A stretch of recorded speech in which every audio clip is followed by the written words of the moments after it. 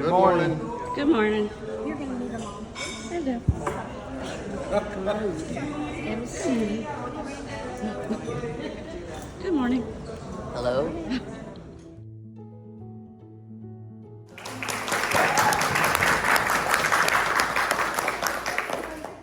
And I know it's been a labor of love because it started in 2018. If you have an agenda with the Star Redstone in it, that is the latest and greatest agenda. I'm a little bit more formal. I need to write things down. I think, like so many of us, our memories are failing, and it's a challenge to remember names, although the faces are all very clear. And when I speak to you, your voices are clear, and suddenly I know who you are, and I remember when I've seen you and such. But it's a rather challenging time. So I've written down a few things to say. Basically, welcome. I'm delighted to be here. We have a very small Canadian contingent. We're expecting 3 or 4 later on this morning to join Marjorie Ann and I, but we are certainly willing to represent Canada. Hi, good morning everybody. Very nice to be here. I'm Al MacLeod. I'm currently the president of the Associated Clan MacLeod Societies.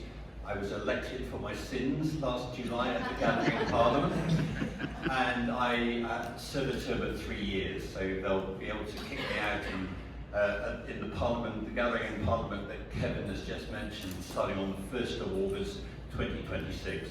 And until then, I'll do my best for Clan MacLeod Societies throughout the world. We actually have an ACMS meeting here on Saturday morning. It's a little bit squeezed in between breakfast and the Highland Games, but we'll endeavour to do our best. And if any of you would like to join us as observers or as council participants, obviously you'd be very welcome. I came here via Montreal and Glengarry in Canada, so Eastern Ontario, where I met the Clan MacLeod Society of Glengarry, and I'm sure that they do send their greetings through Carol and through me directly. We had a lovely day with them, and they're a great group. Glengarry was one of the first parts of Canada to be settled back in 1794. Earlier I was saying that I actually haven't got used to being the president yet. I think you're supposed to sort of get it into your head. Maybe it works after 4 years. But maybe after 4 years you forget that you're the president. Anyway, so it's about really how you get to be a MacLeod. Wilma and I went to the Great Gathering, as it was called, in Edinburgh in 2009. And this was something that the Scottish Government arranged that really enthused Scots from around the world to come back and share in their heritage. And funny enough, the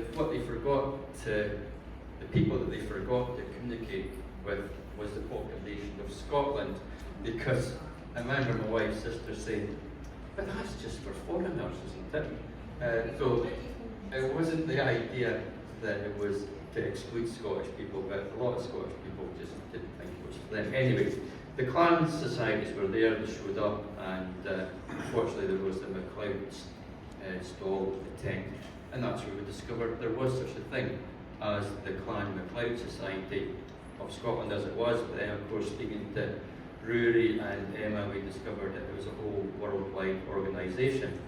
So anyway, we signed up to do the parade thing. We showed up in our MacLeod kilts, and this is one of the things that really sort of struck home about what it means to be part of a clan. Because we're walking along outside Holyrood Palace thinking, where on earth are we going to find these MacLeods? And then we hear somebody, hey MacLeod! And that was us being addressed, because obviously the MacLeods were there, and we were recognisable by what we were wearing then was MacLeod kilts. These are, of course, our Ptolemy kilts, which we've now got our own Ptolemy tartan for our set. But it does tie in that wee bit with something that my clients often ask me, because I get a lot of clients on tour. Many of them are Americans and Canadians, and they sometimes say things like, gee, I wish I was Scottish. I says, well, if you want to be Scottish, be Scottish. You know, cultural misappropriation is not a phrase that we recognise in Scotland. Just join in if you want to. Yeah, but what tartan would I wear? Says, well, you can wear any tartan you like. Says, if you haven't got a clan, you could see if there's one for your state or your province or the corporation that Yeah, you she fell in love with us and we fell in love with her. So I'll have to admit, I chose the MacLeod name without having any concept of the wonderful history and richness of the fabric of tradition that your clan has. Perfect, Al. I have myself English, Irish, and German ancestry, and I knew I didn't want to use my own ancestry, but I thought, okay, the Scottish ancestry is closely aligned. Let me choose something with the Scottish heritage. And then somehow it was.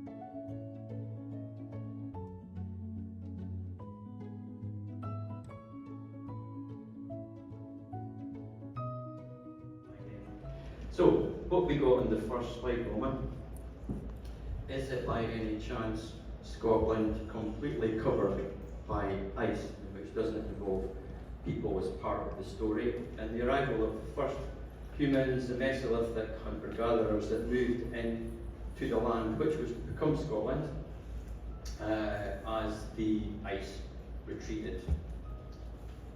Moving on to the Picts. Nobody's sure when they arrived. So these were Celtic people, Brythonic Celtic people.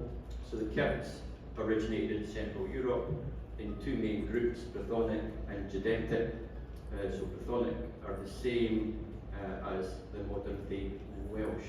So the Picts actually had a language which we believe was very akin to modern day Welsh. And I chose the stone as an illustration of the Picts because their stones are really, really something special. And if you get the chance when you're touring Scotland, more going to be obviously, if you've been to Dunvegan, there is a Pictish stone in the castle, and there is also one other Pictish stone out in the landscape in Skye. Neither of them are particularly fine examples of the Picts carving. So definitely recommend going to somewhere like Donegal, see the Dublin stone or the Aberlemwo stone, or this stone, whose name I can't quite remember, but I'll remember it before the end of the thing, hopefully. Hello, how you doing? Oh, good. He's over there. Okay, fine. I'll sit next to you then. Hello. Yay! Hooray! You're not going anywhere.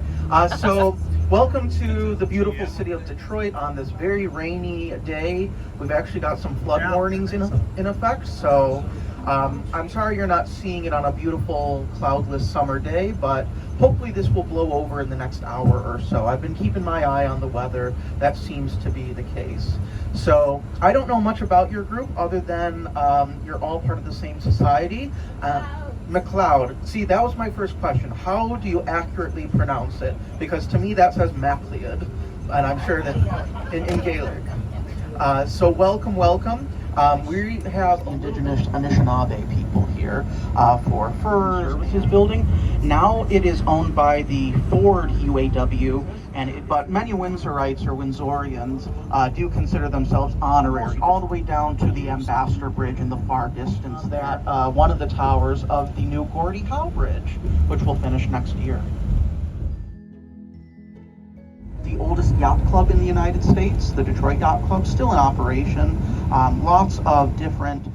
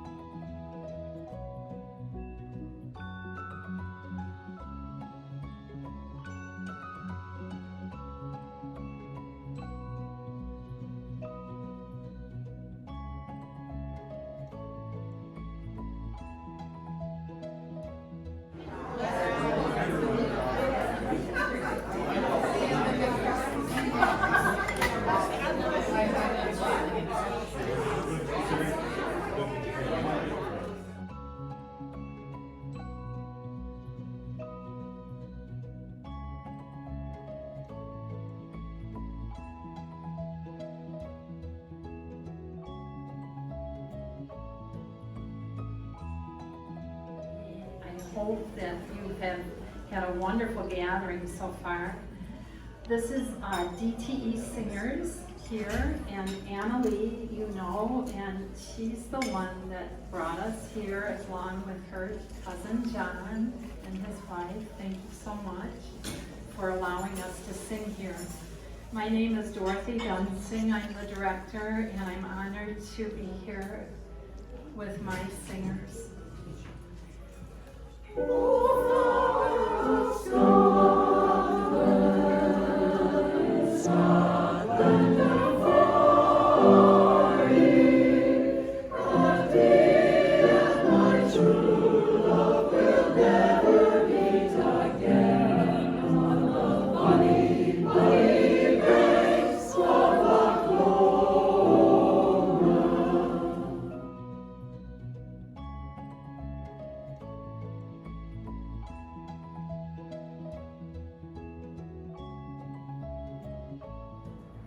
This year's winner is a co-winner.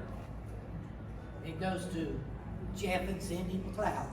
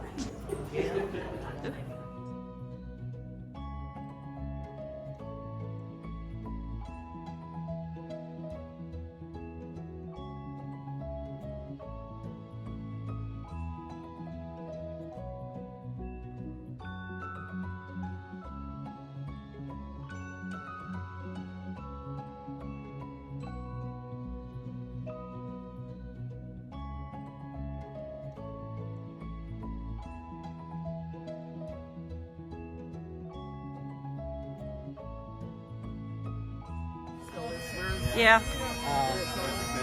The Loch Norman had like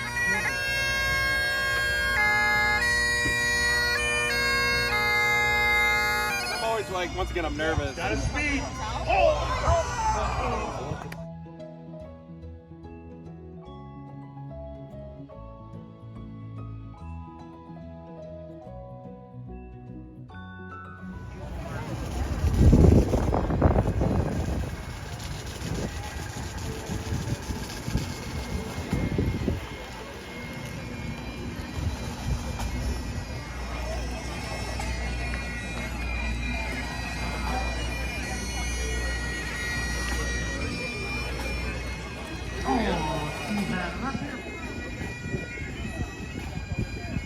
More momentum. More momentum, Frank. Come on, Dad. Come on, you got it. No. You got it.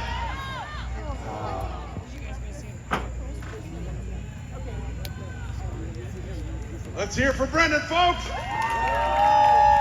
Go.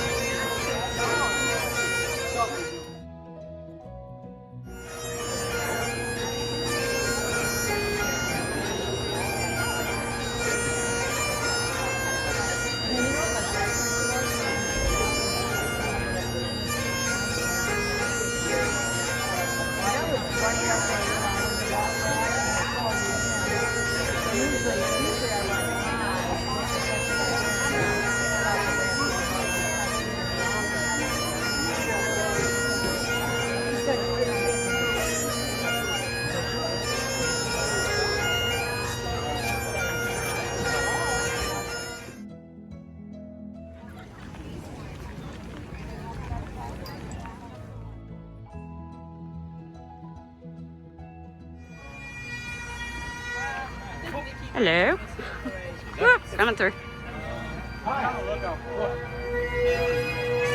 I'm gonna stay in the middle right now.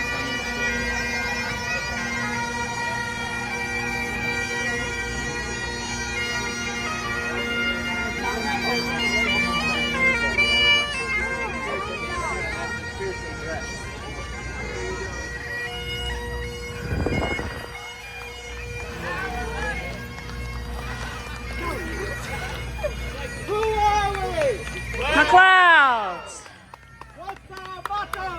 Hold fast. To what do we hold fast to? Our money.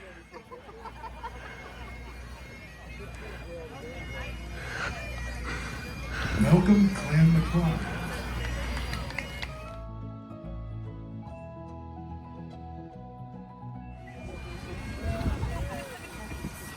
Clan Donahue. 1849, several Scots who immigrated from Scotia visited Detroit and formed the St. Andrew Society. Society. The society motto in 1849 was relieve the distressed, and so it remains today.